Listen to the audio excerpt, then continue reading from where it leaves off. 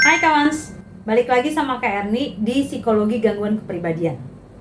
Hari ini Kak Erni siap nemenin kalian menyelami salah satu topik psikologis yang paling rumit dan sering bikin kita garu-garu kepala, yaitu taktik manipulasi narsisis playing the victim atau berperan sebagai korban. Nah, pernah nggak sih kalian tuh berhadapan dengan seseorang yang kayaknya tuh selalu jadi korban dalam setiap cerita, selalu sial, selalu dizolimi, dan nggak tahu kenapa ujung-ujungnya tuh malah kalian yang merasa bersalah. Nah, hari ini kita coba bongkar deh taktik ini. Ini bukan sekedar mentalitas negatif biasa loh, tapi seringkali merupakan senjata manipulasi yang sangat canggih, terutama oleh individu narsisistik atau NPD. Jadi, siapkan catatan kalian karena ini akan jadi pembahasan yang dalam dan membuka mata. Oke, pertama-tama, apa sih playing the victim atau playing victim itu? Menurut Common Ego 2021, secara sederhana, ini adalah bentuk manipulasi psikologis di mana seseorang, seringkali pelaku pelecehan atau individu dengan sifat narsisistik, secara sengaja memosisikan diri mereka sebagai orang yang menderita, tertindas, atau menjadi target ketidakadilan. Padahal sebenarnya mereka lah sumber masalahnya. Lalu menurut Faber 2024, penting untuk digarisbawahi, tujuan mereka bukanlah untuk mencari pertolongan yang tulus, melainkan untuk mempertahankan kekuasaan dan kendali atas orang lain. Mereka menciptakan narasi di mana mereka adalah domba yang malang, padahal di balik layar mereka lah serigalanya. Jadi kenapa sih narsisis tuh begitu terobsesi dengan peran korbannya? Ya, pertanyaan besarnya tuh, jadi kenapa narsisis sangat suka ya, dan bahkan bergantung pada peran ini? Jawabannya ada pada dua kebutuhan inti mereka. Kata Surviving Narcissism 2021, bagi seorang narsisis, peran korban itu adalah identitas penting yang harus mereka pertahankan mati-matian. Alasan pertama, mereka mau menghindari tanggung jawab dan rasa malu atau shame. Narsisis itu kan punya citra diri yang sangat rapuh dan menganggap diri mereka superior. Ya, mengakui kesalahan sekecil apapun tuh akan meruntuhkan benteng mereka dan memaksa mereka untuk menghadapi rasa malu yang luar biasa. Sesuatu yang nggak bisa tuh mereka tolerir. Jadi karena mereka nggak bisa menolerir rasa malu, apa solusinya? Ya, kata Common Ego 2021, mereka melakukan blame shifting atau mengalihkan kesalahan sepenuhnya kepada orang lain, termasuk kepada korban mereka yang sebenarnya. Alasan kedua, untuk mendapatkan simpati dan kendali dengan menampilkan diri sebagai orang yang terluka dan tersakiti, dan mereka tuh secara efektif memancing rasa kasihan dari kita. Simpati ini berfungsi ganda. Pertama, kata Faber 2024, adalah sebagai narcissistic supply atau pasokan emosional berupa perhatian dan validasi yang sangat mereka butuhkan untuk menopang ego mereka yang kosong. Kedua, ya ini adalah cara brilian untuk mengendalikan situasi. Ketika kalian sibuk mengasihani mereka, kalian gak akan melihat kesalahan mereka, dan korban yang sebenarnya justru yang akan terlihat kejam atau gak sensitif karena telah menyakiti si narsisis yang malang ini.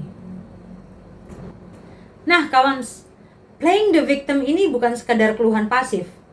Ada sebuah pola taktis yang sangat agresif dan sistematis yang sering digunakan. Namanya Darwin. Ini adalah singkatan dari 3 langkah manipulasi yang sangat merusak. Yang pertama, deny atau menyangkal. Jadi langkah pertama yang dilakukan narsisis ketika ada kesalahan itu adalah menyangkal. Misalnya ketika kalian mengkonfrontasi mereka atas perbuatan salahnya, mereka akan menyangkal mentah-mentah. Aku gak pernah bilang gitu. Atau, kamu aja terlalu sensitif, itu cuma bercanda kok. Mereka tuh akan membuat kalian meragukan ingatan dan perasaan kalian sendiri. Attack atau menyerang. Jika menyangkal nggak berhasil, mereka terus kemudian akan melancarkan serangan balasan. Mereka akan menyerang karakter, kredibilitas, atau bahkan kesehatan mental kalian. Kamu gila ya? Atau kamu sengaja kan mau bikin aku kelihatan jelek? Ya tujuannya adalah mengalihkan fokus dari perilaku mereka ke kekurangan kalian.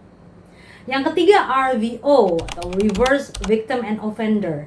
Jadi membalikkan peran korban dan pelaku. Dan inilah puncak dari playing the victim itu. Mereka nggak hanya membela diri, tapi juga membalikin seluruh narasi. Tiba-tiba mereka lah korbannya, dan kalianlah pelakunya. Mereka jadi korban dari tuduhan kejam kalian, dari kemarahan kalian, atau dari ketidakpekaan kalian. Nah ini adalah gaslighting tingkat dewa tuh. Dimana kalian yang awalnya korban, pulang tuh dengan perasaan bersalah dan bingung. Bingung kenapa gitu? Nah secara terminologis, teoretis, definitif, konseptual udah jelas lah ya. Sekarang coba kita lihat gimana sih taktik ini dimainkan dalam berbagai konteks yang lebih spesifik. Pertama misalnya dalam lingkup keluarga. Ada nih contoh ya kira-kira ya mungkin ya. Ibu yang narsisistik dengan peran martir dan adu domba. Jadi seorang anak perempuan ya kan yang biasa jadi scapegoatnya pulang tuh. Seneng lah karena baru diterima di universitas impiannya. Dia kasih tahu ibunya yang narsisistik itu. Nah alih-alih dapat ucapan selamat, ibu ini justru masang wajah sedih gitu. Terus ngomong, oh syukurlah kamu bisa kuliah. Ibu dulu harus ngubur semua cita-cita ibu demi bisa membesarkan kamu. Sekarang hidup ibu ya hanya untuk anak-anak gitu. Ya ini adalah mode martir yang dibahas Dr. Ramani, Durvazula 2024, di mana sang ibu tuh nggak bisa merayakan pencapaian anaknya, tapi menggunakan momen ini justru untuk menonjolkan pengorbanannya dan menimbulkan rasa bersalah pada si anak. Pola ini jadi lebih jahat ketika sang ibu juga ngadu domba anak-anaknya. Dan ketika anak yang lain mengkonfrontir dia, Bu, kenapa ibu bilang ke adek kalau ibu nggak mau bantu biaya kalau aku nggak mau bantu biaya pengobatan ibu? Terus ibunya langsung melancarkan serangan Darvo tuh dengan berkata tuh, oh jadi sekarang kamu suzon sama ibumu sendiri?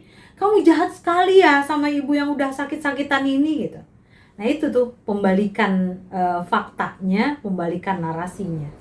Yang selanjutnya nih, suami neglectful narcissist yang memutar balik fakta. Ini yang kayaknya dengar-dengar aja ya. Jadi contohnya nih, setelah bertahun-tahun merasa diabaikan, ada seorang istri yang coba ngajak suaminya ngomong. Mas, aku dan anak-anak tuh merasa kamu kok makin jauh. Kami rindu. Dia coba ngomong pelan ya. Tapi merasa akuntabilitasnya dituntut, suami itu malah langsung melakukan blame shifting. Yang respon dengan dingin. Ya itu kan masalah kamu. Kamu yang gak pernah puas.